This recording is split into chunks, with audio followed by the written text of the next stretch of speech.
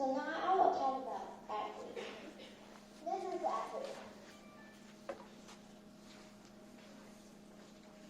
In Africa, we have this story called Nancy. Nancy is a spider, and it's the first fairy tale from Africa. I have some examples like Nancy and a tug of war, and Nancy goes to lunch, and Nancy and a pot of things. In each different story, it will tell about different things, like how smart he is, or how tricky he is, or something like that. I want to explain more about Africa. There's a small place in Africa called Egypt, but it's very small, but a lot of things happen over here. In Egypt, we have the earliest people called the nomads. Nomads were people who live in tents, and they would use some resources in one place, and when they finish the resources there, they'll move to another place, and so on, so on. And then, at that time, they lived near the Nile River. This is the Nile River. And why the first nomads becomes farmers? One of the reasons is because they found out the Nile River has a great water system. And another reason is because, like, when they eat some fruits, the seed of that fruit is buried somewhere. And when they come back to that place, the seed of that fruit grows to more fruit to eat. So they organize it, and they become farmers. So they don't live in tents anymore. So they live in houses and stay in one place for a long time. And why we know about this is because there's archaeology. And in here, the archaeology is hieroglyphs and cuneiform, which later Eddie will tell you this, so I will jump to the next part. In Egypt, we have fabulous things, like mixed mummies, which the already mentioned, so I will explain the other ones. And the Egypt pyramids. This is the Egypt pyramids. It looks like a triangle shape. And usually, the royal family or pharaoh can be buried inside. And we have this famous King Tut. Why he is famous? Because his tomb wasn't rock.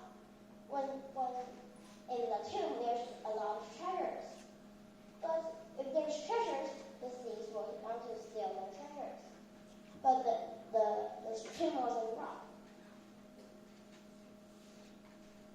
We know about the man pharaoh, but do you know about the first woman pharaoh? This is the first woman pharaoh, Hatshepsut. It was supposed to be from Thutmose the first to Thutmose the second, then to Thutmose the third.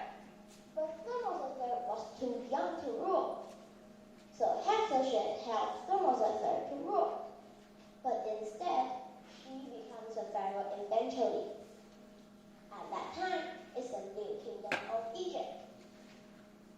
Sadly, the Hyksos invade and becomes the middle kingdom of Egypt. This is the Hyksos. They have special weapons like chariots, bows, and arrows. And they have a very special weapon like this. This is a second sword. We can easily hook someone by it. And this is the Egyptians.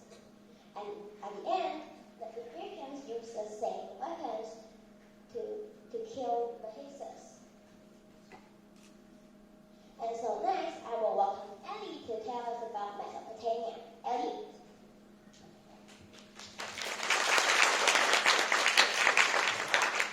Thanks, Glenda. Now I'm going to talk about the area Mesopotamia. And this area is in the Middle East. And is around two rivers, the Tigris and the Euphrates River. First, I will talk about their writing. This is called a hieroglyph. It's a writing system of Egypt like Glenda mentioned, and it will write on stone tablets. This is cuneiform. This is the writing system of Mesopotamia, and it will write on clay tablets. I will talk about some famous kings in this area. This is Sargon. He's the first Sumerian dictator, and he built a country called Akkad, but he is a cruel king. He said that you didn't obey me, I will kill you. And Hammurabi is the king of Babylon. He didn't want people to obey him because his army or he is strong. He wants people to obey him because he's law. So he write down his law in this stone, and it's called Hammurabi's Code. Shensha that he built a country called Assyria, and he wanted to be the king of the whole world, but he never attacked Babylon. And I will talk about the story. This is the story of Gilgamesh. This is the oldest fairy tale in the world, and it rests on the clay tablets. It's about two men become friends. Phoenicians. They live in North Canaan. Canaan is here, and they'll travel around to sell many things. They will make beautiful blowing glass to sell good price. Ashurbanipal. He's the king of Assyria, and he led Assyria become a big empire. You can see on the map, the purple is the Assyria, and he's a strong king who is as strong as a lion. And Ashurbanipal loved reading. He collects many books in this city called Nineveh, and he built a library. Nebuchadnezzar. He is the king of Babylon, and he built a beautiful blue gate called Ishtar Gate, and he conquered Assyria and let Babylon become a big empire. The hanging gardens of Babylon. Nebuchadnezzar married a princess from Persia. Persia is here, and he built a beautiful garden for her. This garden is one of the 7 wonders of the world. Next, Kelly will talk about the history of India. Kelly.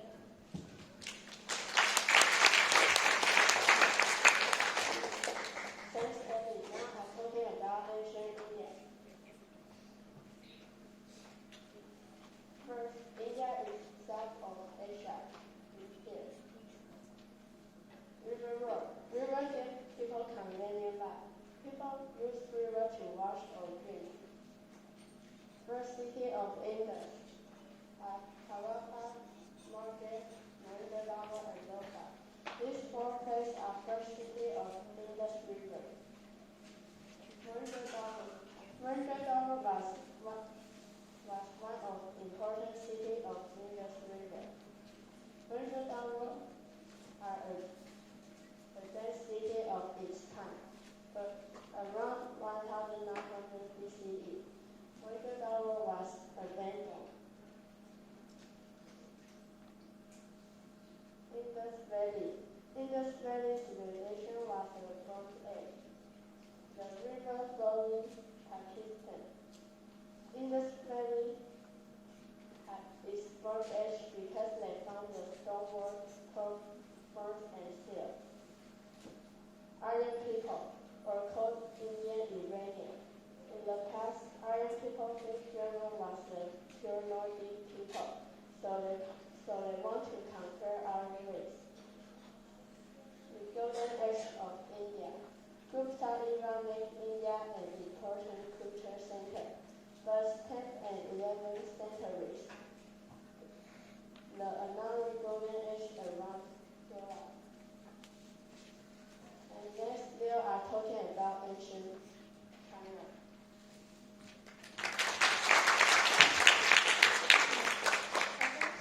I'm going to talk about the history of ancient China. China is located in the northern part of Asia. The first dynasty started from 4,000 years ago, back in ancient China. But I won't talk about so many dynasties. I'll just talk about this 4: Xia, Shan, Zhou, and Qing dynasty. The origin of the civilization. The beginning of the civilization was in 2 rivers. One is the Yangtze River and one is the Chongjiang.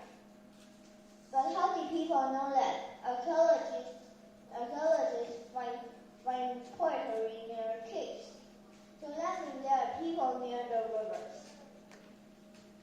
Huangdi was one of the dynasty emperors. People thought that he found out medicine to cure people illness. And her wife, Beizhu, one day she was sitting at her garden. Then she was drinking her tea, and then there was one cocoon fall to her cup. So she found out that it could make clothes. Some of the clothes you are wearing may be made out of cocoon. Shang dynasty. The emperor of the Shang dynasty, he made the pictograms. The pictograms is like picture words. The picture word takes evolution to become a Chinese word, like which we're writing right now. The Qing dynasty. Qin Shi Huangdi said everything had to measure with the same kind of things.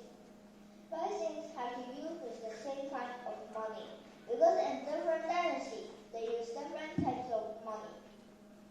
And right thing have to use the same form of Chinese.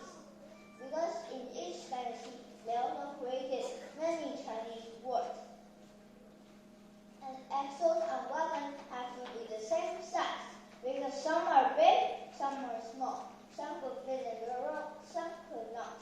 The next that we will talk about ancient Greece.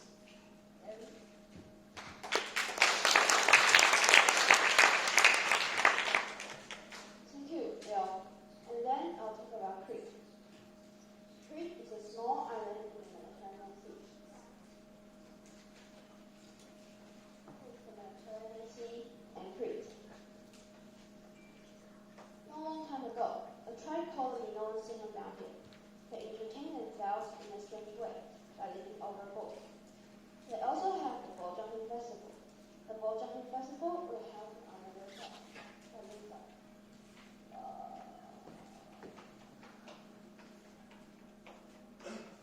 It looks like a ball.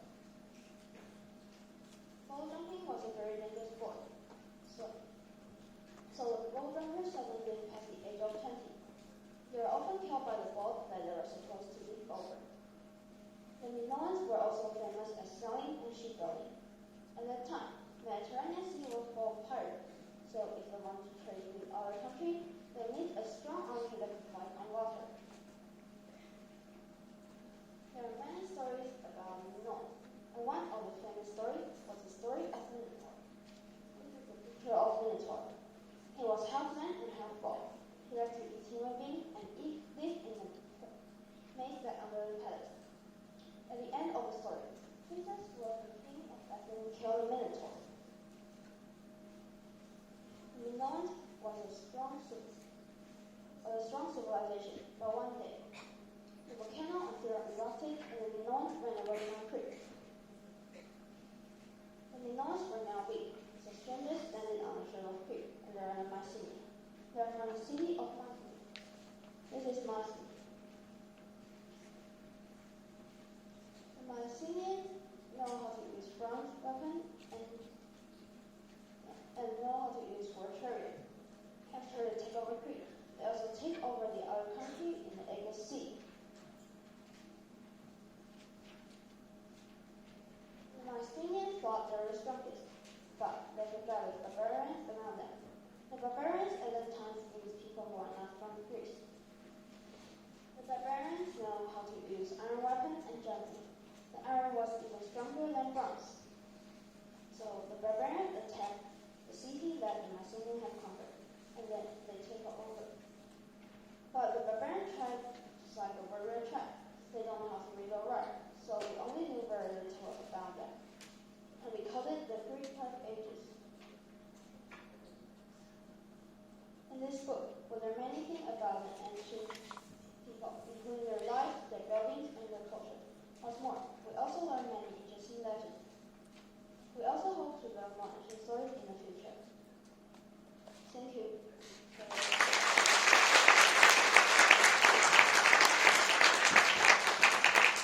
Do you have any questions?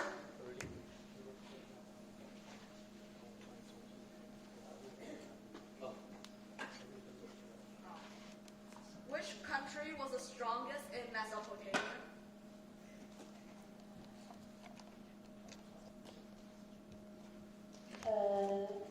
Is Babylon or Assyria, because they will conquer each other.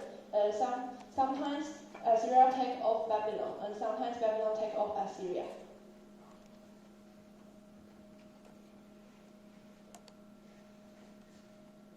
Can you clarify what the hanging gardens of Babylon, were they the wonder of the ancient world or the natural, the one of the wonders of the modern world. I wasn't quite sure of that.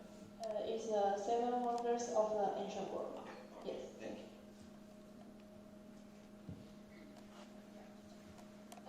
There are any more famous or special building and culture in the India civilization?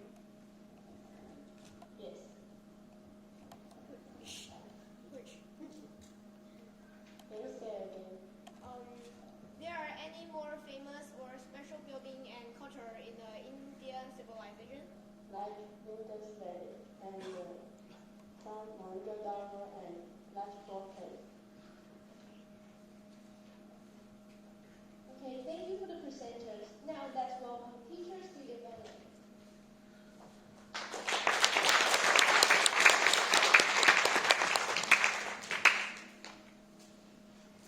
Okay, good job. We had a big group there, didn't you?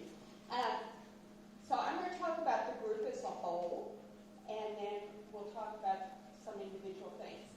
As a whole, you had lots of different things to deal with, and so one of the things that I really liked about how you organized your presentation is that you had the map, and you kept coming back to the map so that we could kind of see how all those things interrelated.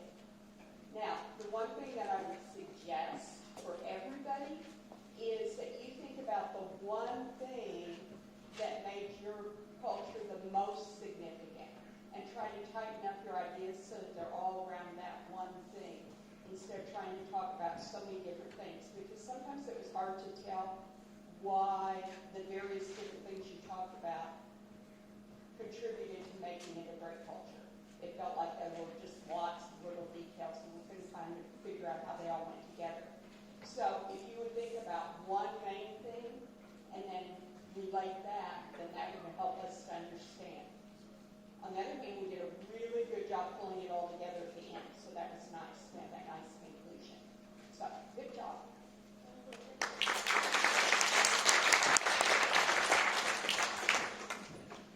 I would like to agree with Dr. Byers about having been lost a little bit during part of your presentations.